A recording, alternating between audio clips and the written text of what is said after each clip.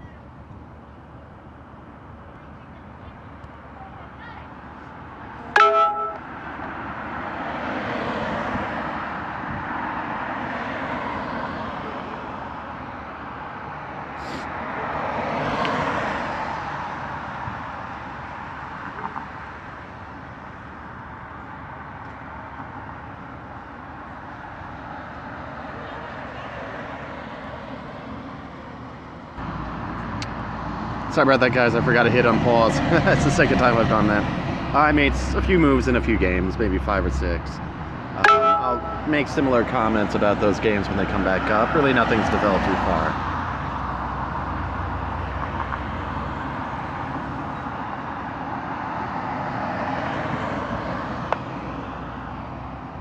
That game's not going to end well, like I said.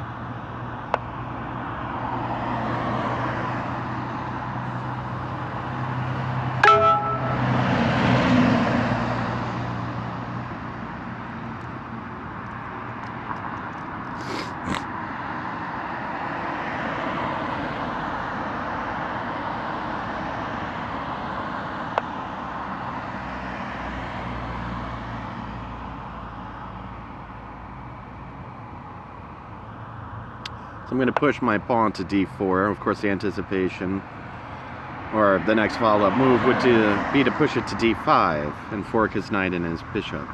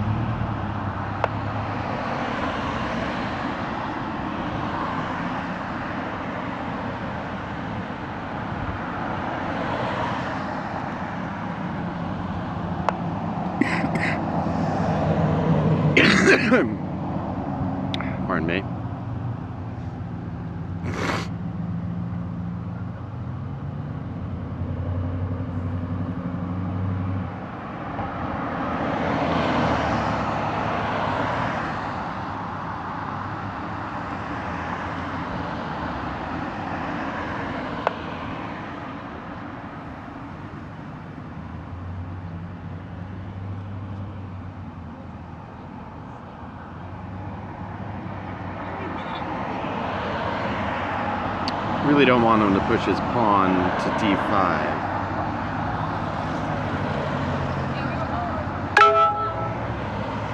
And then she was like, yeah, she was up.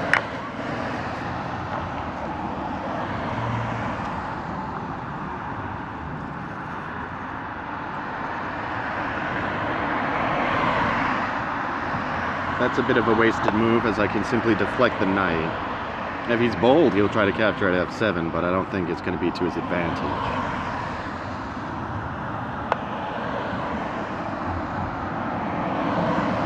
This is the closed Sicilian response for white.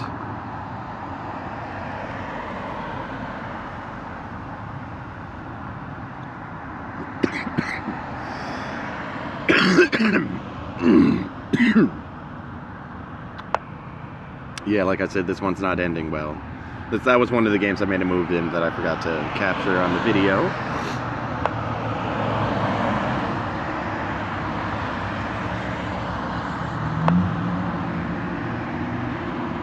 You know, I could have played g6 to fianchetto my bishop, which I plan on doing anyway.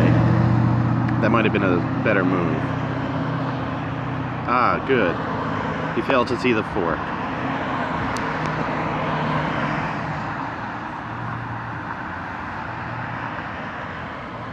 Attend to my games in chess.com, and then I'm going to head in.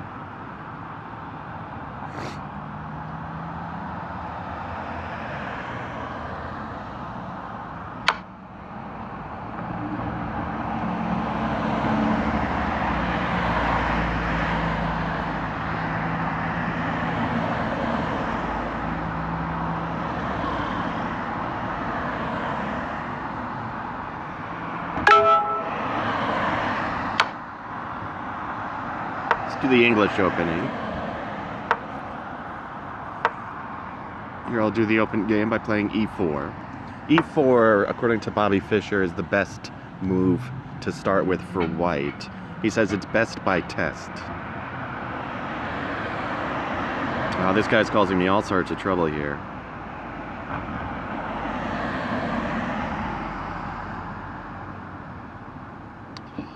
I have to take this knight here.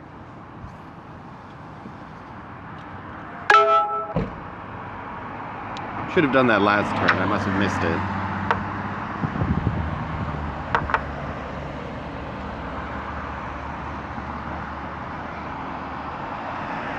No need to castle yet. I can castle right behind white.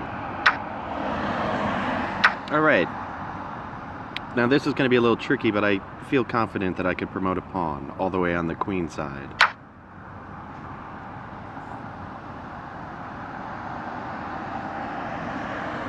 This won't do this guy any good if he continues this. Looks like this will end in a draw. That's good for him. It's okay for me. I would have preferred the win.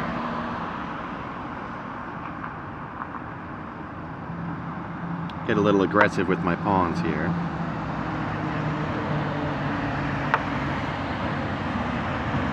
See, I played the Sicilian and they think they can play the quick little check or the fork at f7. Doesn't work. Now he could play his pawn to f4, that'd be effective, but then I would just take his bishop at c4.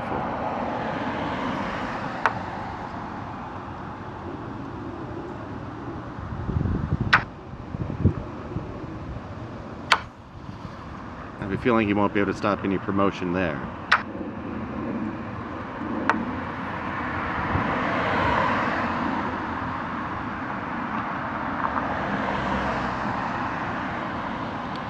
Again, no need to castle yet. White still needs to develop their kingside knight.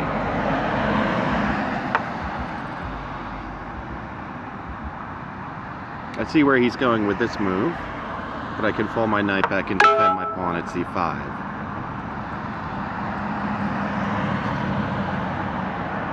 Alright, I got a few more minutes. Let me hop back over to lichess.org. We got one person who made a move. Oh, this is against the bird opening. Typical response with a knight, maintaining control of the center.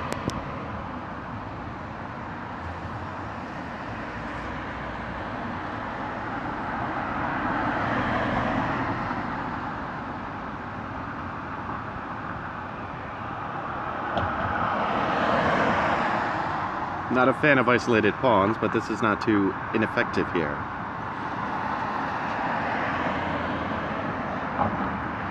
Of course, if he plays queen to f5, he could still maintain an attack on my bishop at d5, or excuse me, e5.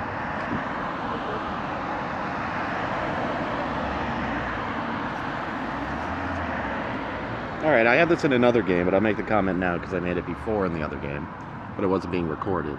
This is heading into the fried liver attack, also known as a fragietto, though, as stated before, I prefer the lowly attack variation.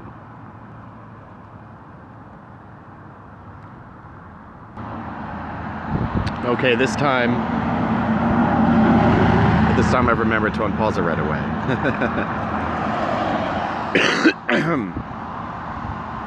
You know, in this variation here, I'm going to play a Gioco piano, known as the little game, and then there's Gioco pianissimo, the very little game.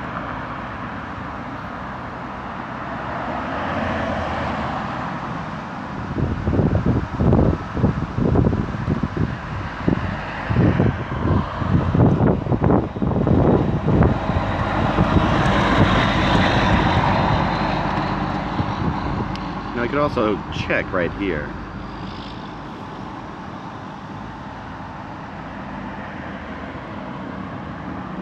But I can't immediately follow that up. So I'm going to go with this move here like I did before. This attacks his knight at b4 and attacks the pawn at e6. Also, that would give a check against his king. And I could probably follow that up with a checkmate with little difficulty.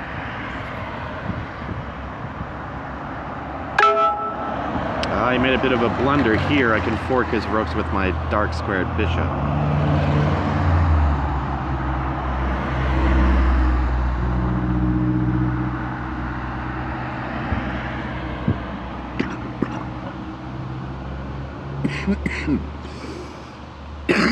Excuse me. I'm obligated to castle here. Oh, wait. Big blunder on his part. Excellent, I won his queen. If he doesn't resign, that should be a fairly simple game to win. Ah, good. I was mentioning this before and it wasn't recorded. That response that he made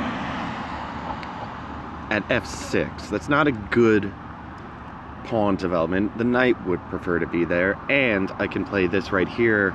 Knight takes e5. If he captures back with his pawn at d6, d takes e5. Takes knight at e5. My queen can come all the way over to h5 and give check against his king. If he interposes with his pawn at g6, I capture the pawn at e5, give check, and attack the rook on the king side. It's a bit of what's called chess rubbish. Literally, I found it on a website titled Chess Rubbish. It's certain little blunders, inaccuracies, and mistakes that beginning people tend to make.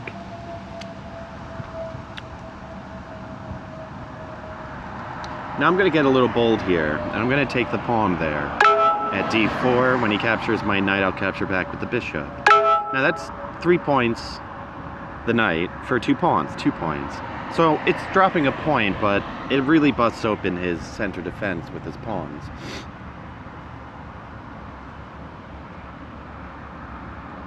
Ah, so this guy moved to where I thought he was going to.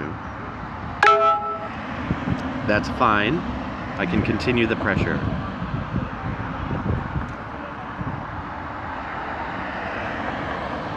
Ah, smart on his part. He didn't capture the knight. So I win a free pawn.